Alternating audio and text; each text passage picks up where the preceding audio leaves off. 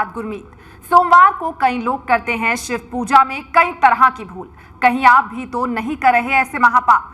अगर ऐसा है तो शिव पूजा में आपको क्या विशेष करना चाहिए, आज हम आपको यही बताएंगे। इतना ही नहीं, धार्मिक परंपरा में कलश की क्या खास महत्वता है, ये भी आज आपको खास कार्यक्रम में बताएंगे। और आपकी किस्मत कैसे कलश चमका सकता है, इन सब के लिए सीधे आपको लेकर चलेंगे वरिष्ठ ज्योतिषाचार्य पंडित वैभवनाथ शर्मा और डॉक्टर सपना श्री के पास, और जाते जाते आपको दर्शन करवाएंगे खास ज्योतिर्लिंग के। तो आइए शुरुआत करते हैं हमारे खास कार्यक्रम धर्म चक्र की।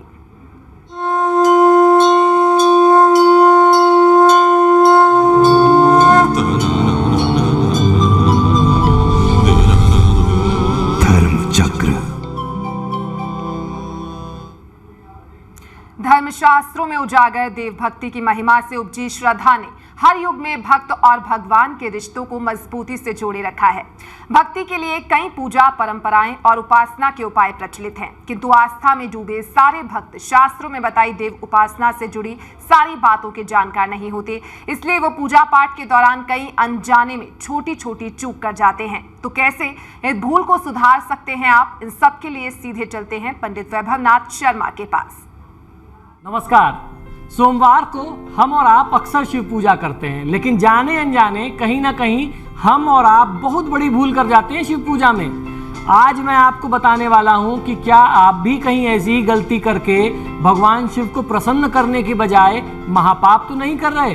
कहीं हमसे आपसे कोई ऐसी चूक तो नहीं हो रही जो उनकी कृपा दिलाने के बजाय उनको और ज़्यादा नाराज कर रही हो। तो आइए जानते हैं किन बातों का ध्यान रखना चाहिए जब आप सोमवार को शिव पूजा करें, या जब भी आप शिव पूजा करें तो शिव पूजा से जुड़ी खास बातें क्या हैं जो हर एक आम व्यक्ति को, एक शिव भक्त को जाननी चाहिए। उससे संबंधित जानकारी मैं आपको आज दे रहा हूँ। धर्मशास्त्रों में उजागर देव भक्ति की महिमा से उपजी श्रद्धा ने हर युग में भक्त व भगवान के रिश्तों को और मजबूती से जोड़े रखा है। भक्ति के लिए कई पूजा परंपराएं और उपासना के लिए बहुत सारे उपाय भी प्रचलित हैं, किंतु आस्था में डूबे सारे भक्त शास्त्रों में बताई देव उपासना से जुड़ी सारी बातों के जानकार नहीं होते।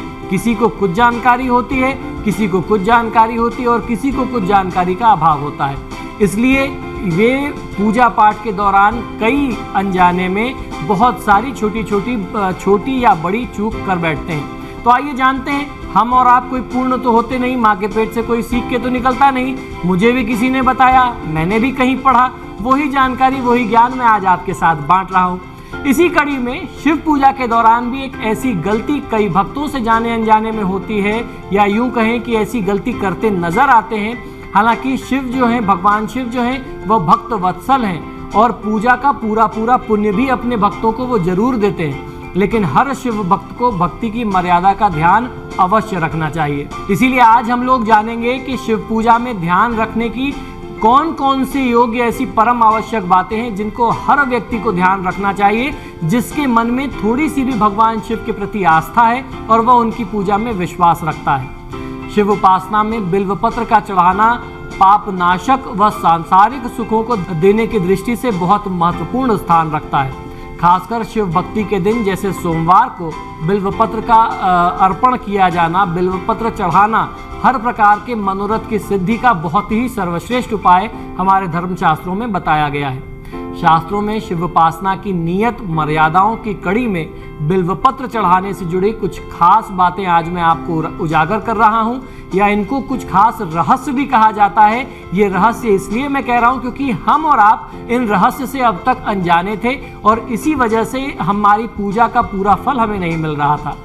इन नियमों में बिल्वपत्रों को कुछ खास दिनों पर ही तोड़ना व बिल्वपत्र न होने पर शिव पूजा के खास तरीके मैं आपको बताऊंगा।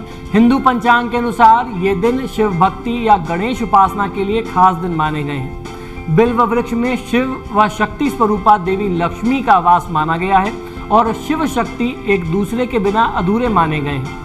श्री गणेश भी शिव शक्ति के पुत्र हैं, इसलिए आज बता रहा हूं कि जाने अनजाने में भी कुछ विशेष तिथियों में बिल्वपत्र न तोड़कर शिव पूजा दोष से बचना चाहिए। शास्त्रों के अनुसार इन विशेष तिथियों में या इन विशेष दिनों में बिल्वपत्र नहीं तोड़ना चाहिए। ये कौन सी तिथियां हैं, आइए जानते हैं। ये तिथि है चतुर्थी। ये चतुर्थी तिथि जो है वो भगवान गणेश की तिथि होती है। अष्टमी और नवमी तिथि, अष्टमी और नवमी जो है वह देवी की तिथि है, जिससे हम शक्ति के नाम से जिनकी चर्चा कर रहे हैं, देवी का स्वरूप है। प्रदोष और चतुर्दशी की जो तिथि है, अमावस्या की जो तिथि है, इसके स्वामी होते हैं महादेव शिव। और उसके साथ संक्रांति, जब सूर्य अपनी एक राशि से निकल करके दूसरी राशि में जाता है, तो संक्रांति की तिथि में, उसके अलावा सोमवार के दिन में भी बेलपत्र नहीं तोड़ना चाहिए। संक्रांति, क्योंकि हम लोगों ने पहले भी चर्चा कर चुके हैं कि सूर्य देवता जो है वह शिव का ही स्वरूप माने गए हैं, और सोमवार का जो दिन होता है वह शिव पूजा का, शिव भक्ति का विशेष दिन होता है। तो इन खास तिथियों में बेलपत्र तोड़ने से बचना चाहिए। इन तिथियों पर बेलपत्र अगर आपके पास ना हो तब आप क्या करें? मान लीजिए आप सोमवार की तिथि में शिव मंदिर में जाकर के पूजा करना चाहते हैं और आपके पास बेलपत्र नहीं है, तो आपको क्या करना चाहिए? क्योंकि बिल्वपत्र शिव पूजा का एक बहुत ही अभिन्न अंग है और बहुत ही सशक्त माध्यम है, इसलिए इन दिनों में बिल्वपत्र न तोड़ने के नियम के कारण बिल्वपत्र न होने पर आप नए बिल्वपत्र की जगह पुराने बिल्वपत्र को ही जल से शुद्ध करके, पवित्र करके महादेव शिव के ऊपर आप अर्पित कर सकते हैं, उन्हें चढ़ा सकते हैं। और इन तिथियों से पहले आप बिल्वपत्र तोड़ करके अपनी पूजा के लिए व्यवस्था कर सकते हैं। तो बहुत अच्छा सा साधन है। मान लीजिए आपका नियम है कि आपको सोमवार को महादेव शिव की पूजा करनी है, मंदिर जाना है या घर के मंदिर में बेलपत्र चढ़ाना है, और आप सोमवार को बेलपत्र नहीं तोड़ सकते, तो आप रविवार को तोड़ करके अपने पास उसको किसी गीले कपड़े में, सूती कपड़े में लपेट के रख दीजिए, जिससे वो सूखेगा भी नहीं और आपकी पूजा के लिए वो उपलब्ध भी हो जाएगा। अब बात ये आती है कि आप किस विशेष मंत्र से भगवान शिव को बेलपत्र अर्पित करें।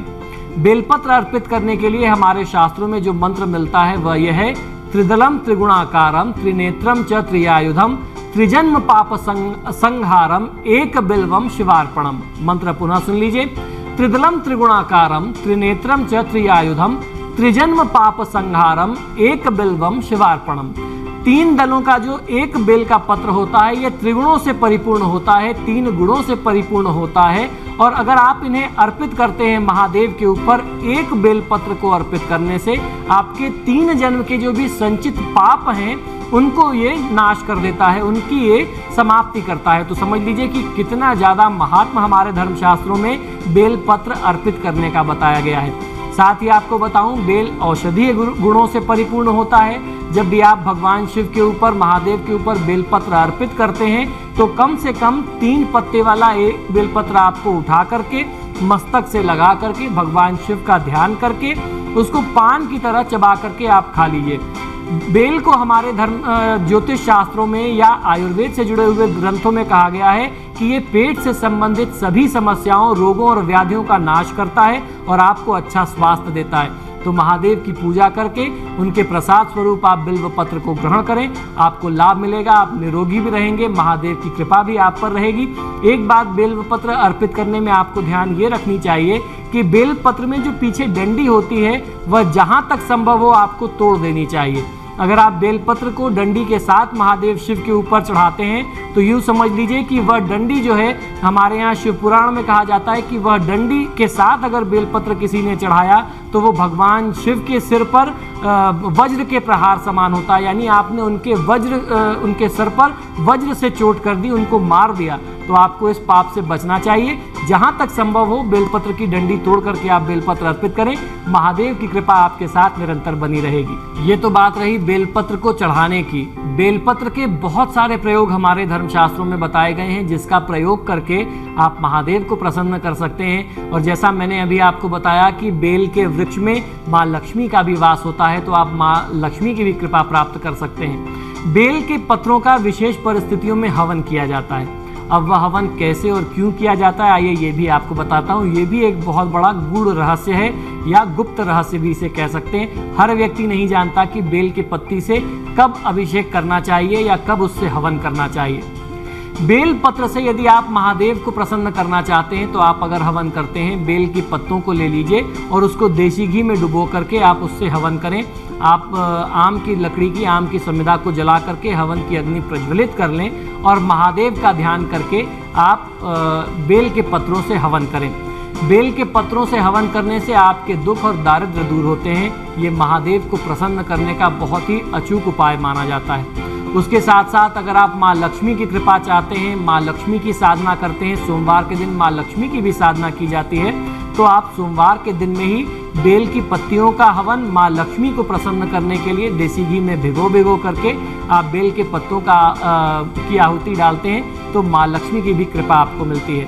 साथ ही साथ सोमवार की तिथि में जब आप महादेव को प्रसन्न करने की प्रक्रिया कर रहे हो तो आपको वहीं बैठ करके शिव मंदिर में बैठ करके या अपने घर के पूजा स्थान में बैठ करके शिव पंचाक्षर मंत्र ओम नमः शिवाय का जाप कर लेना चाहिए या फिर महामृत्युंजय मंत्र का जाप कर लेना चाहिए। इन मंत्रों का जाप करने से आपके जीवन के जो भी कष्ट हैं, जो बाधाएं हैं, जो वो आपकी सफलता में व्यवधान बार बार आ जाते हैं, वह सारी बाधाएं, सारे व्यवधान दूर होते हैं और आप स्वस्थ भी रहते हैं। मृत्यु के ऊपर आप जीत करते हैं। महादेव की कृपा से आप मृत्यु को जय कर लेते हैं, इसीलिए इस मंत्र को महामृत्युंजय कहा गया है। तो आइए जानते हैं महामृत्युंजय मंत्र का किस प्रकार से आपको जाप करना चाहिए। ओम त्र्यंबकम यजामहे सुगंधिम पुष्टिवर्धनम उर्वारुकमिव बंधनान मृत्योर्मुक्षीयमामृतात्। मंत्र एक बार पुनः सुन लीजिए। ओम त्र्यंबकम यजामहे सुगंधिम पुष्टिवर्धनम उर्वारुकमिव बंधनान मृत्योर्मुक्षीयमामृतात्।